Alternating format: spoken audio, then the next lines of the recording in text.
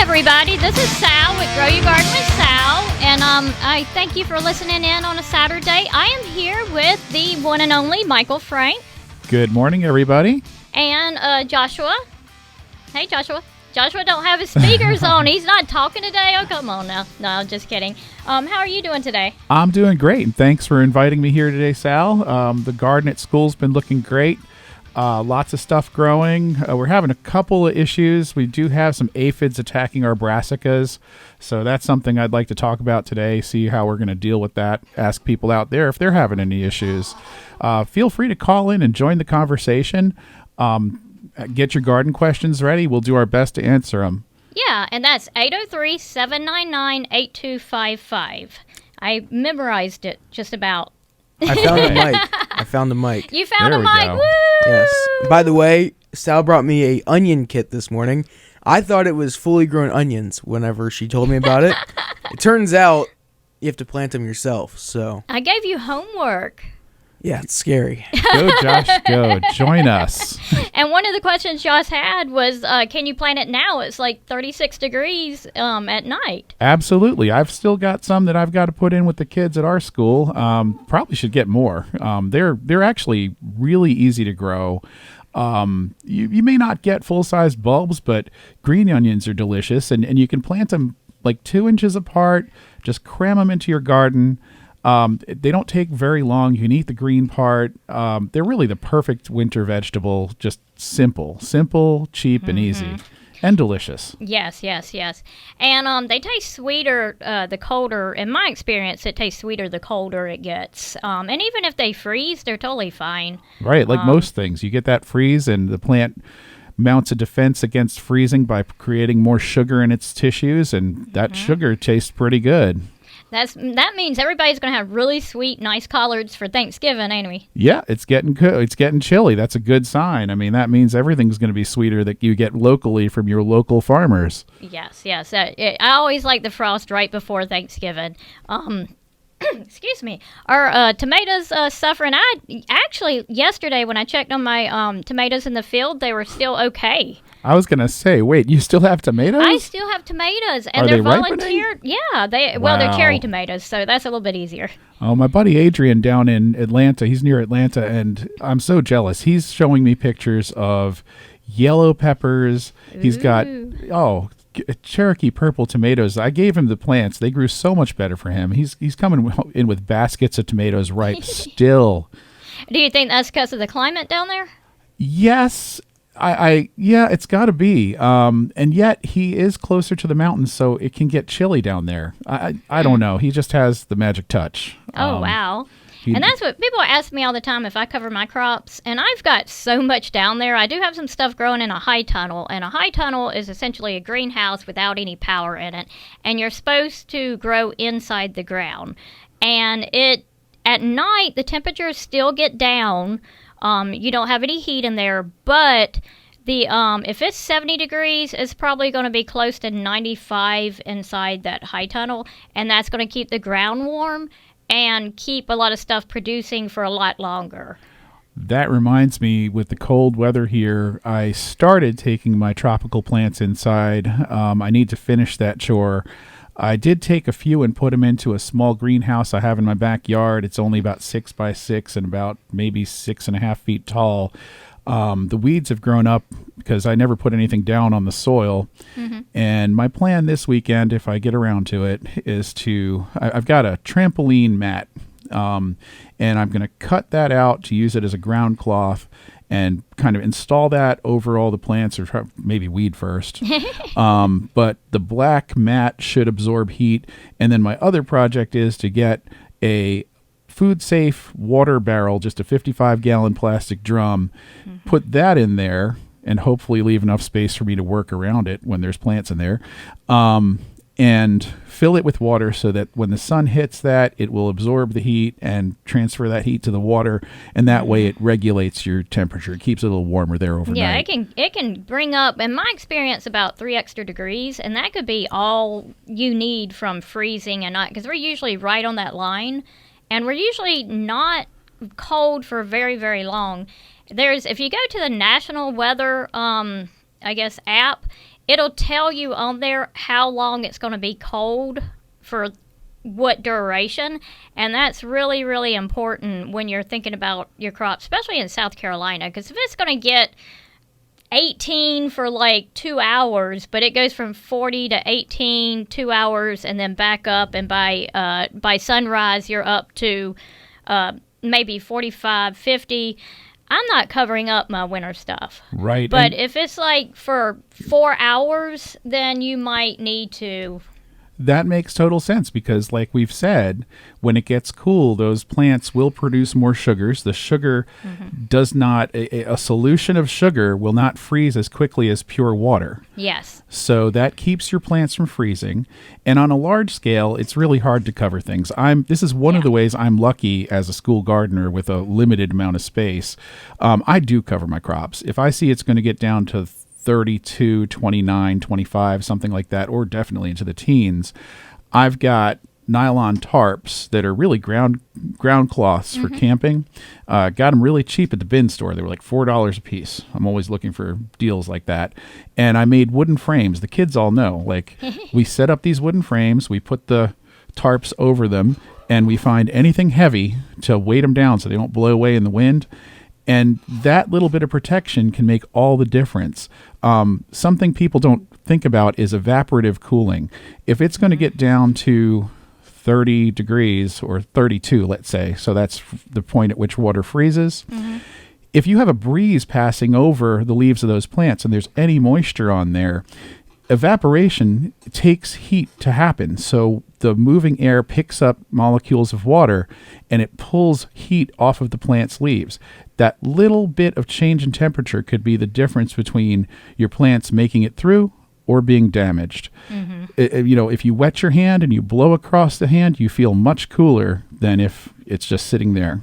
Exactly. So by just stilling the air around the plants can make a difference. And the worst thing you can do if you got stuff in like broccoli, collards, cabbage, and you've got it out in pots, the worst thing you can do is bring that and put it directly into a greenhouse. You're going to burn it up, and then people call me and say my stuff froze. And I'm like, well, where was it at? We took it into the greenhouse. No, because Those fast transitions don't help. It is. And also covering stuff up, if you wait till that sun comes out to uncover it, it's going to heat up in there and bake it. So you're baking your crops. They're not dying, especially from the frost. They're dying from the heat. And I see that. And melting water expands. So if it's frozen and it expands, it can burst the cells of the plants. The cells are living parts. The plant dies, or the part that expands dies. Yes, exactly. And so we are going to go to break shortly and then come back and talk some more. Again, this is Sal at Grow Your Garden with Sal, and the store is actually closed today. I'm going to a funeral. Yes, so pretty much everybody. My old pastor, Pastor Russ, passed away. So his funeral's today at Ascension Sorry Lutheran to hear Church. that. Yeah, so I'll be there. And so we'll be back shortly. Thank you so much.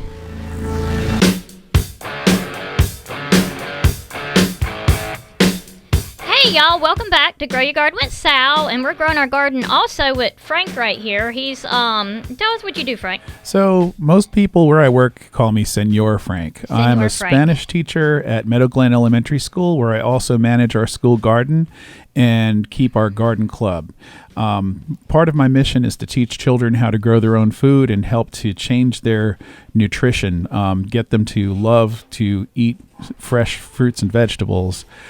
So everything I said before about covering up our gardens, I hope that makes sense now. I actually have a question about how you do everything with the garden.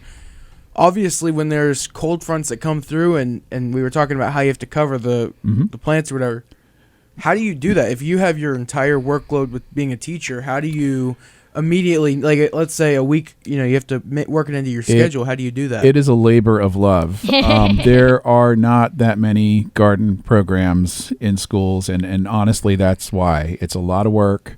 It's a lot of dedication. I even Coming keep the after garden, hours, too, right? yes, Coming I keep after my garden hours. going all summer long. I mean, I drive to school at least once a week to water in the summer and keep things growing. The custodians and the staff that are there in the summer love it because they get to eat a lot of those veggies. But yeah, I don't go home right at No. quitting time. Never. You leave when the work is done. Absolutely. Yeah. Exactly. And fortunately, in South Carolina, we don't have so much times where we have to really cover our crops. No, that's there true. maybe 3 or 4 times, like I said, Right. I don't cover my stuff. I've got so much. And I so- probably do it more than I have to. Yeah. And we've got a caller on the line. Hey, how you doing? Hey, Sal. How you doing today? I think I recognize that voice. Is this Amanda? Yes. Hey, you've got a gigantic event going on today. Hey, Amanda. Yes. Hi. Hey, Senor Frank. How you doing today? I'm doing good. Looking forward to the event, too. And Amanda's with Doko Awesome. Farms, and they're on Cedar Creek Road in Columbia. It may be 20 minutes, 25 minutes from here, from downtown Columbia. Definitely worth coming out to the farm. Can you tell us? Blythewood, right? Blythewood. Oh, you I said said Columbia. Columbia. Yep. Oh, go ahead. Technically, our address is technically Blythewood, but if you look at a map, we're floating in between Blythewood and Columbia. You're right So, on that line. You we can claim jump both. across it. Yeah. But it is just a straight shot up 321 going towards Winsboro. And right there at the line, you're going to turn left on Cedar Creek Road. And you're about a half mile down or maybe less?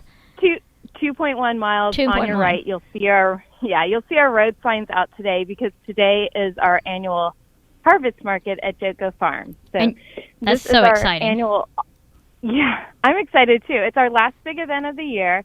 Sorry if I'm a little out of breath. I'm running around trying to get everything set up before our guests arrive. But it's our last big event of the year. This is the time we come together with other small, local, organic farmers and celebrate the harvest of the season. So we'll have our heritage turkey customers will be picking up their turkeys today. We also got our heritage pork cuts back yesterday.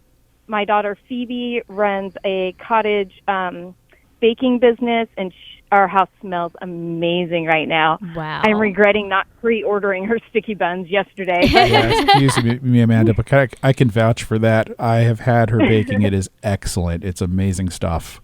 Oh. yeah, so she's a culinary arts student. And then we have 2 organic farms coming out today and maybe a henna artist. We haven't confirmed that yet. But so And when's people it can going come out on the to? farm. It's 10 a.m. to 1 p.m. today. Oh, that's great. And are y'all going to have, what kind of events are you going to have out there? You have a barn fire or something? What are y'all? Well, last year... Uh-oh. It burned the barn bonfire down, got a so no little more barn out of- fires. Yeah.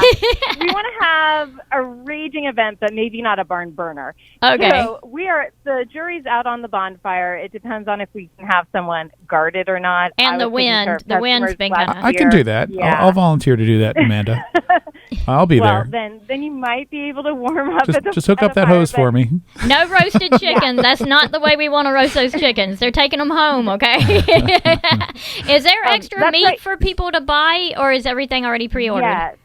No. We do have all of our pork cuts came back to the farm last night, so those didn't even make it on the website for pre-order because I didn't have them in my hands yet. Okay. So we have pork chops, roast, ribs, all the things there. Crazy Chick Heritage Farm is dropping off a cooler. We didn't produce chickens on our farm this year. We had our laying hens, but no meat birds. So Abby from Crazy Chick is bringing by whole pasture-raised chickens and some soup bones. And then we have Organically Roland and Greenleaf Farms coming out with beautiful organic vegetables that they're picking probably as we speak. Wow. And y'all, So these are like they'll my be- favorite people. We got Amanda. I was going to say. We've got Roland. We've got Greg. And we've got Abby. All good friends. All good friends. All super happy people. And, Roland used to work for me a long time ago, like in Oh, I didn't know that. 2007.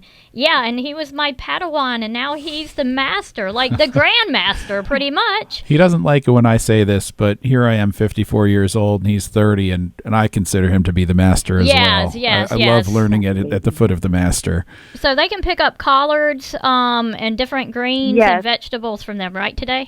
Yeah, absolutely. Greg's bringing some really beautiful fresh ginger and turmeric. He'll have Ooh. green onions and ground turmeric too.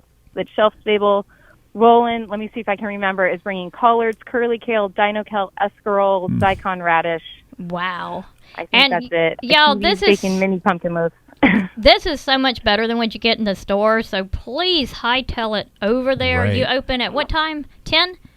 10 a.m. 10 a.m. And can Can you I- give us the address? Oh, And then I'll let sorry. you. I'm sorry, yeah, I keep I can talking give- over. It's okay.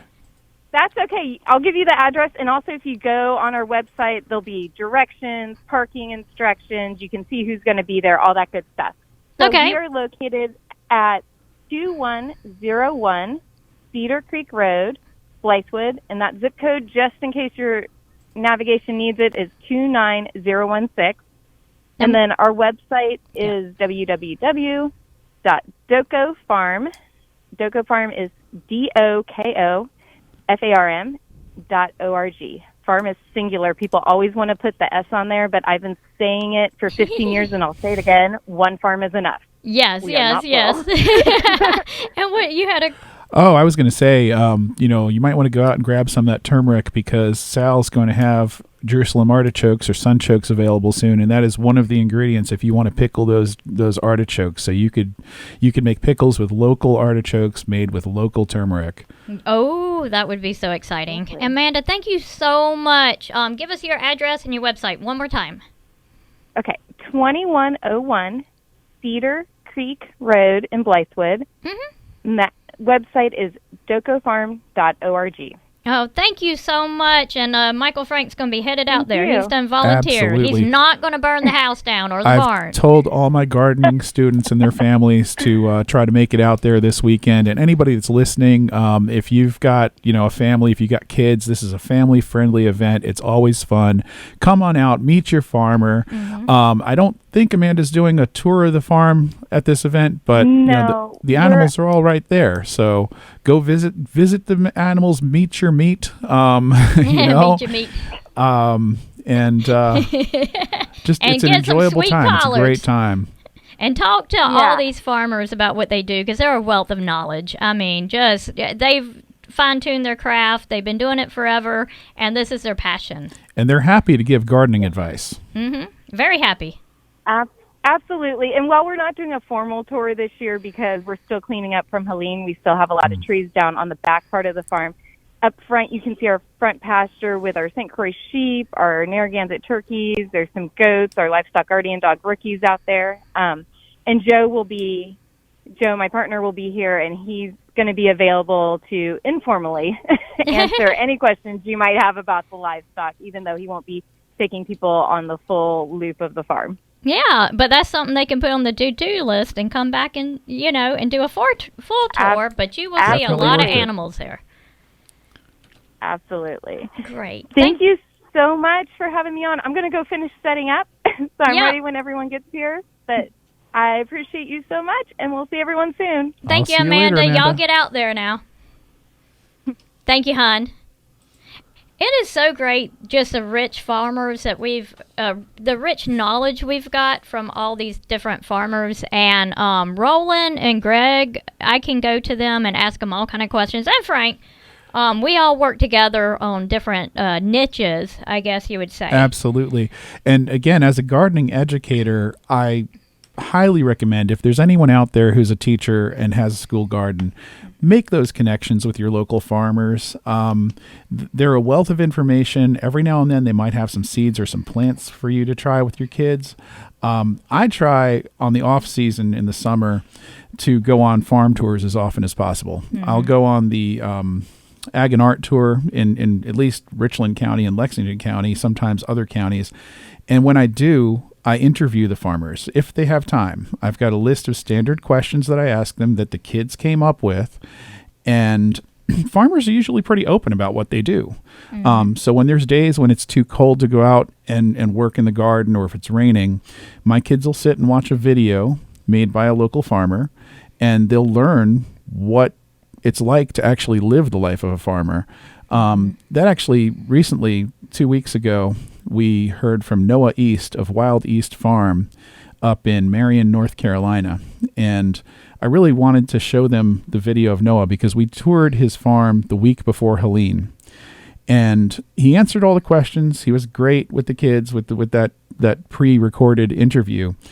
But when I heard about all the damage up there, I worried about some of these farmers we'd seen. We saw them the week right before the hurricane hit, and I called him the following week and told him that we'd watched that and asked him, because I had some insider information. I knew that he hadn't gotten too much damage, and I didn't want my kids to think that everything was lost.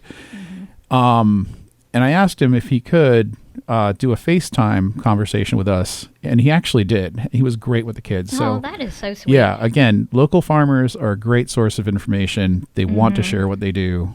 Go out and meet your farmer and ask them questions. And with all the different, like, listeria, and then there was an onion recall, and you got your onions. So Joshua can grow them and not get, I forgot what was on there, E. coli or something. E. coli, yep. And then carrots were recalled. You know, when you grow it yourself, you know what's going into it. Come out to the farms and get it, and we'll be right back after this break. Thank you.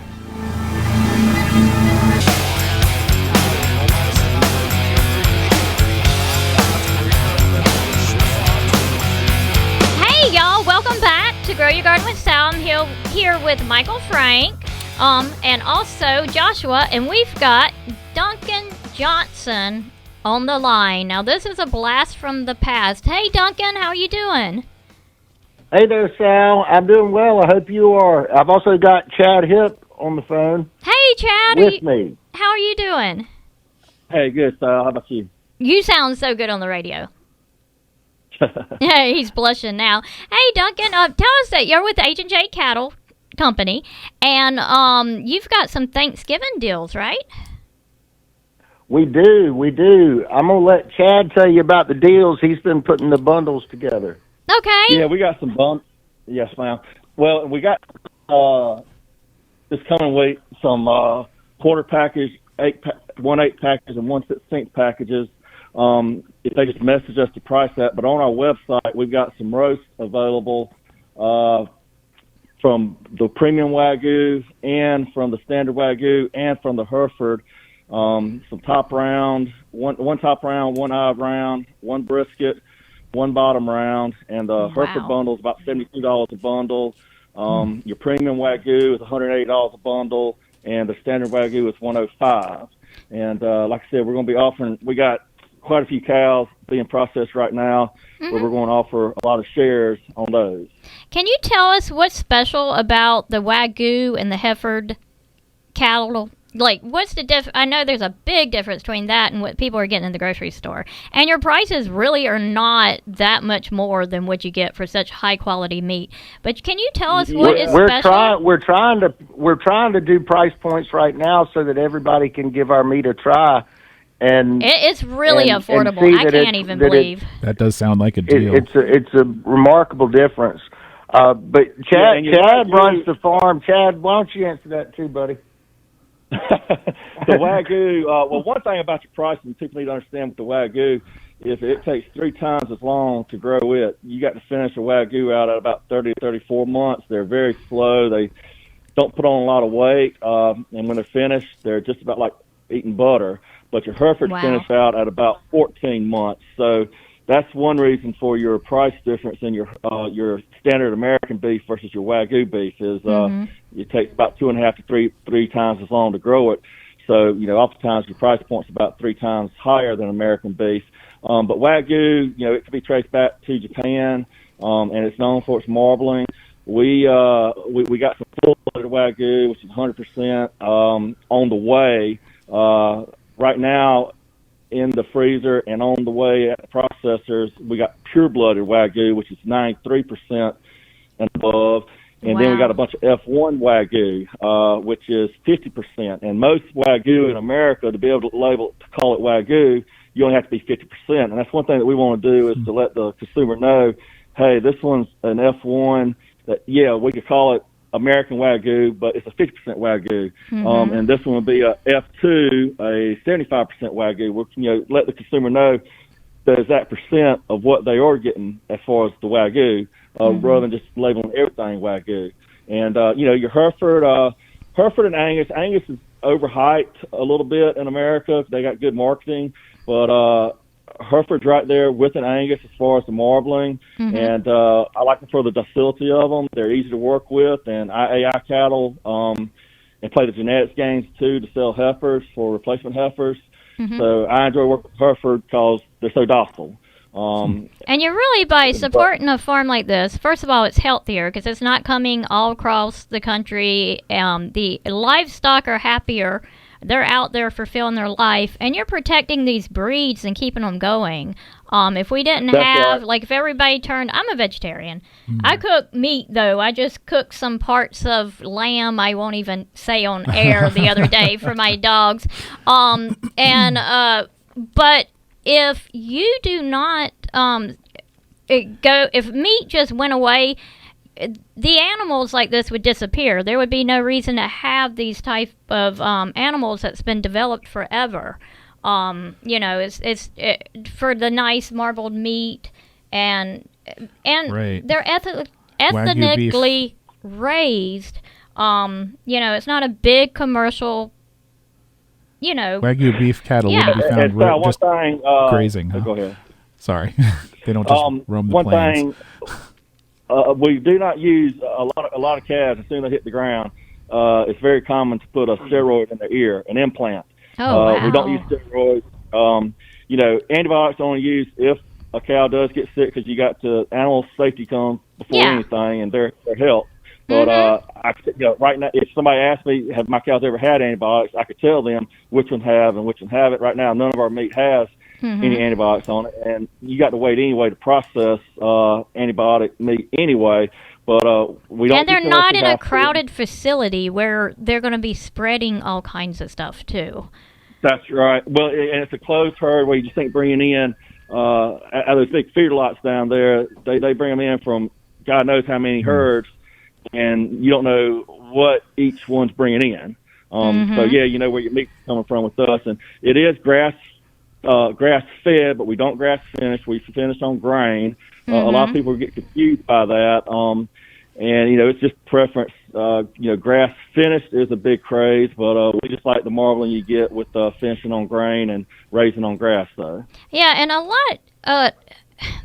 In my experience, when I sell meat to customers and it's completely grass-fed, it comes out gamier, and people are not as happy with it. So having that in grain-fed really makes the difference. I mean, it does. It makes a humongous difference in the quality of meat. Mad Bear can testify. We're trying to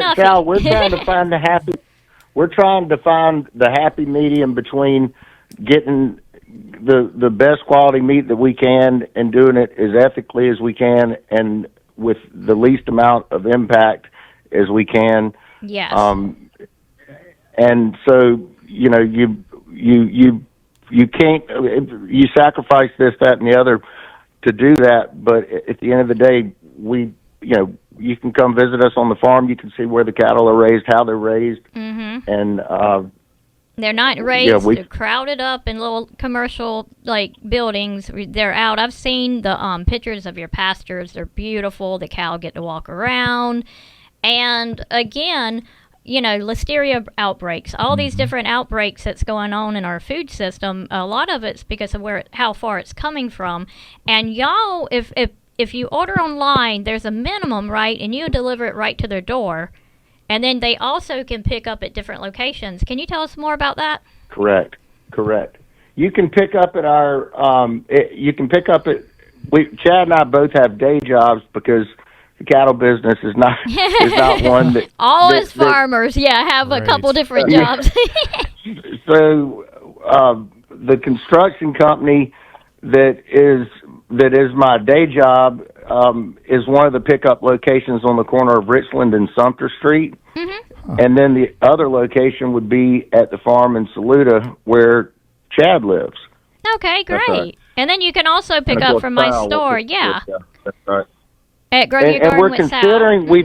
we've got a refrigerated trailer, and depending on demand and geographically where that demand is, we're considering potentially having some pickup spots that we would mobily hit a perimeter around Columbia, Saluda, something like that.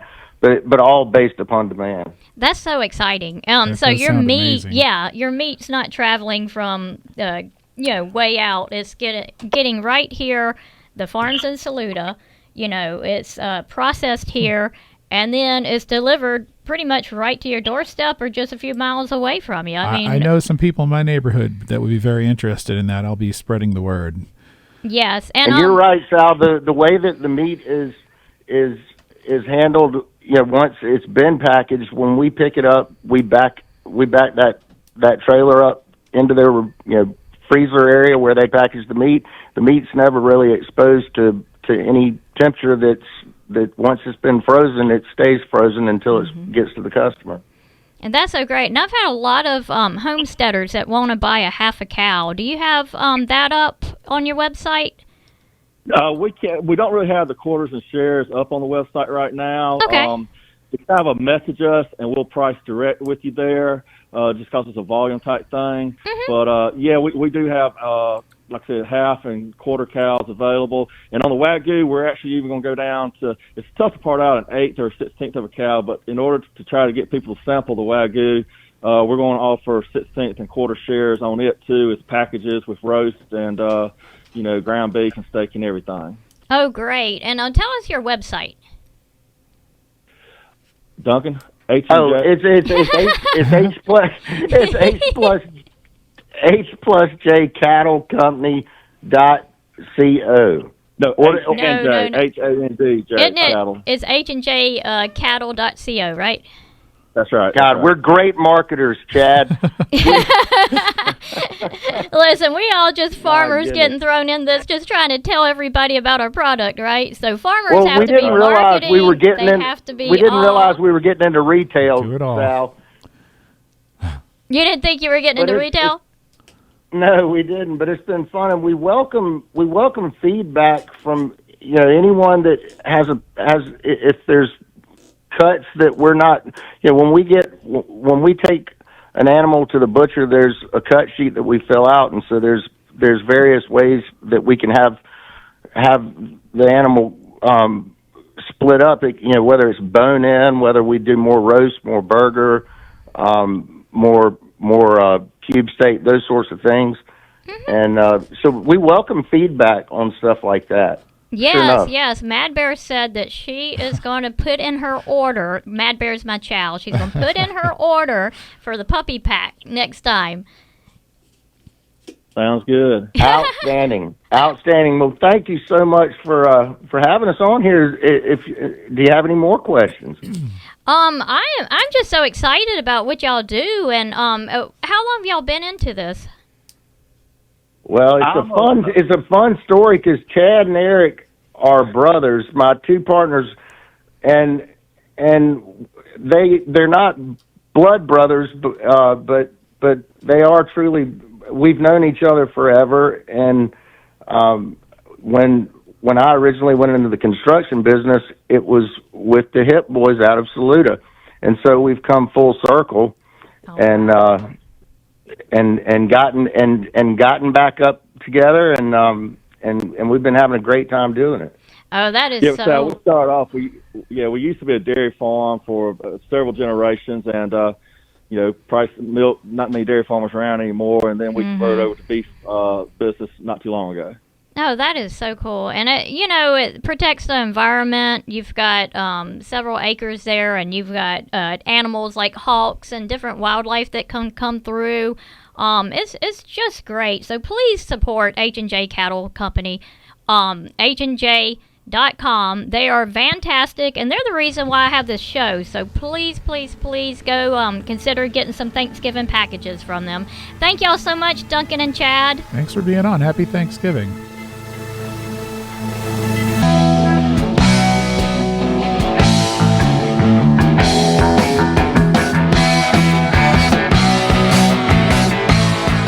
Welcome back to Grow Your Garden with Sal, and we're growing our garden again with Michael Frank right here, and Joshua is starting an onion garden. Hey, everybody. Yay!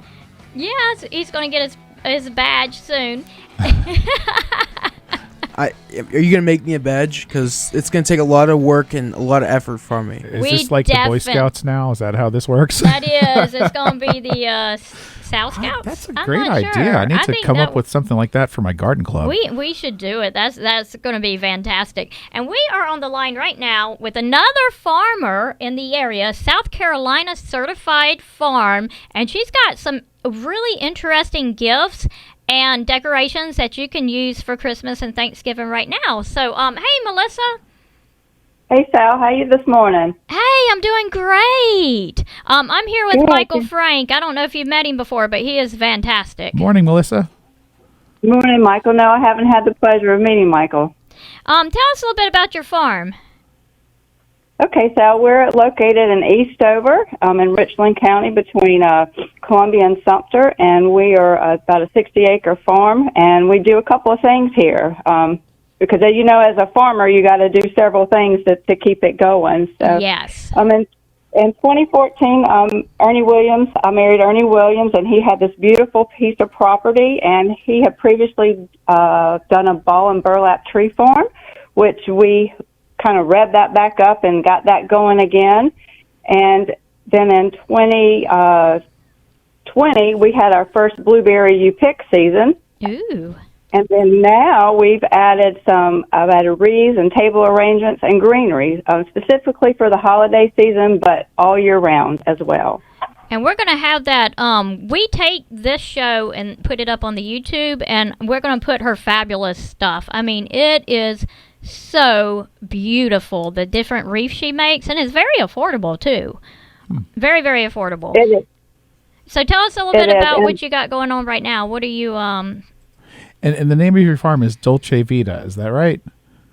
Correct, Dolce Vita Farms. And everybody asks, what that means, and it means in Italian, a sweet life. And truly, we have a sweet life here, so that's how we got the name. Oh, that's so nice. I love that story. Is there a reason why in Italian, or it's Italian?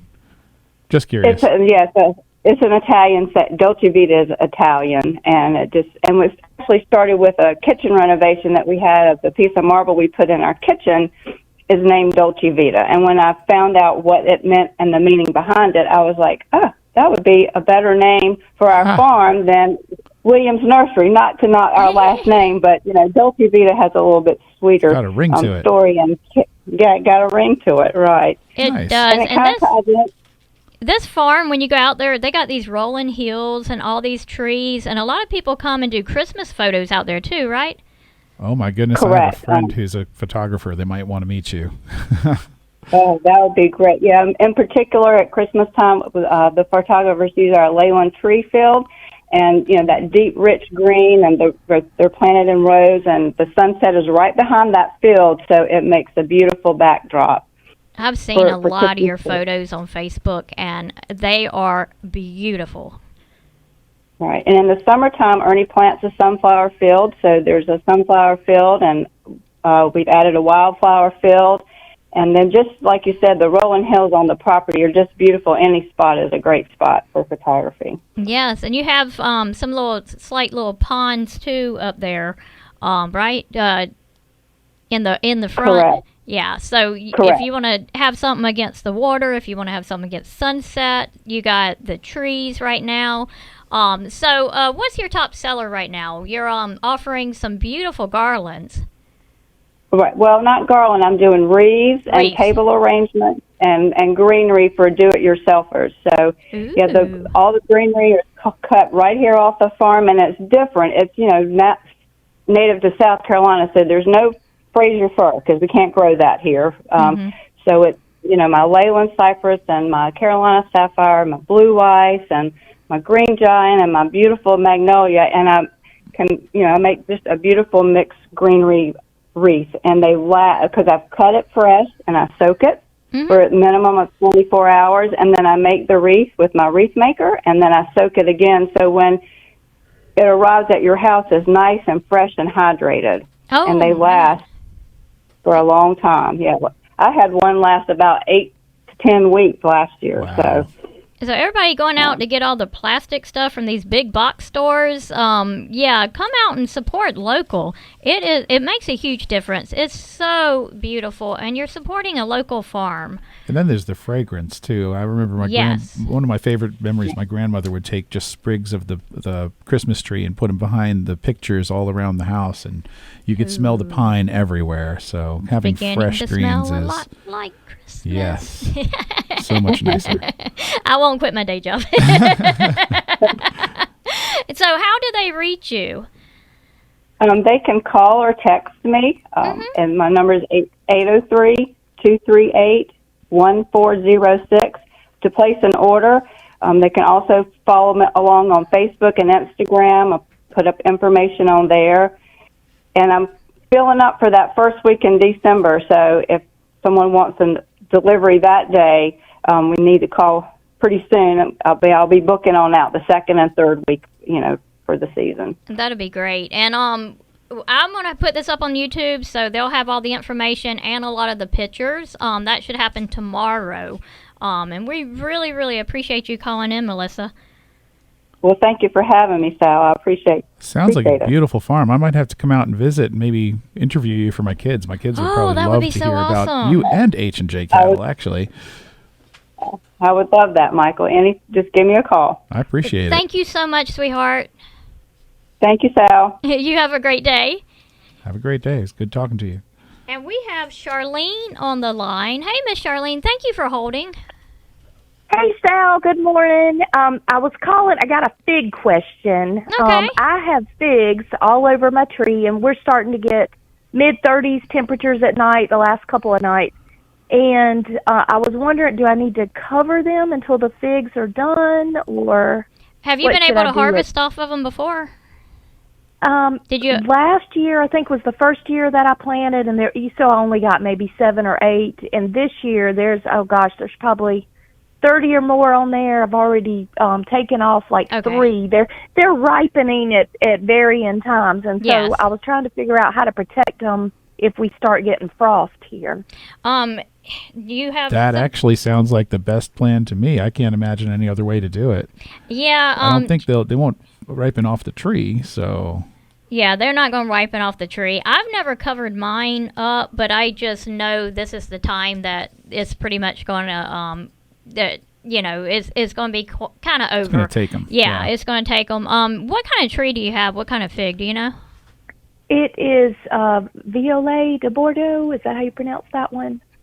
I'm not really familiar with that. That may be a little bit of later. I don't know that one either. And there are so many different varieties. Mm-hmm.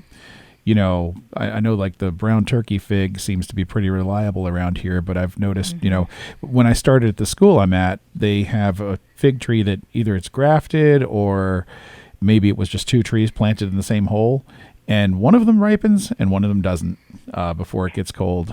So. Yeah, it's got a lot to do with the variety of the one you have.